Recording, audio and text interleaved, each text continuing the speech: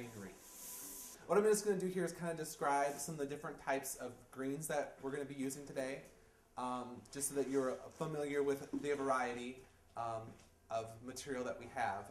This here is our Douglas fir, and I've given every person here has a bundle of just Douglas fir. That's going to be your base. This here is the noble fir.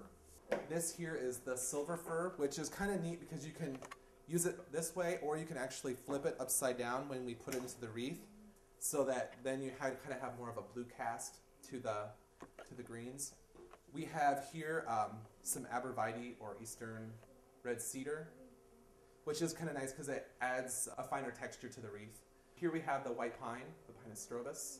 We have here the juniper, which is also some of it has berries, and some people like that, some people don't. Then we're getting into some of the broadleaf evergreens, and these are not conifers, but again are evergreen and should hold up well in your wreaths. And sometimes they do kind of go brown. This is camellia. This is something new that we're trying this year.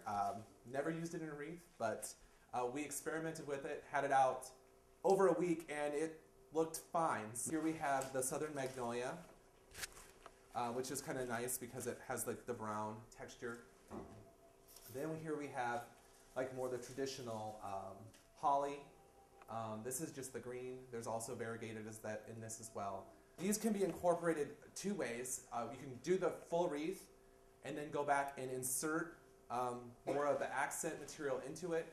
Or as we do our bundles, you can actually incorporate it into the bundles. To start with, this is the wreath frame. This is a 20-inch double-railed wreath frame. They come in lots of different styles.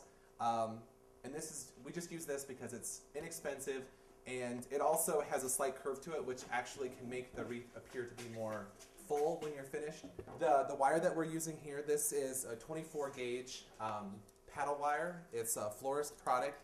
And so basically what it is just a continuous line of wire. Basically the idea, and what I like to use is, I have a big hand, but just bundle three to five different types of greens into your bundle. So we're just going to be making small bundles. To start, I take the greens, and like you can see, I've used the noble fir as my base. I just wrap around, and you can hold the paddle wire in your hand and use the paddle itself for leverage. And then from that, what I do is you put this onto the wreath frame, and it's okay to go, like I said, as tight as possible. And then what I do with this is you can put them as close as you want. The closer you go, obviously, the more full the wreath's going to get.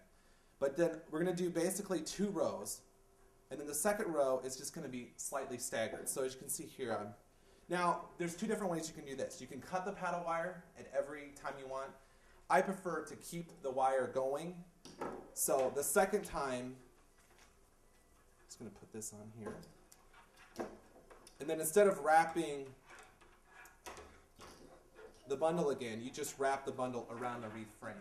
Now I know it doesn't look like much now, but as you continue, by the end, then you'll have a completely full wreath.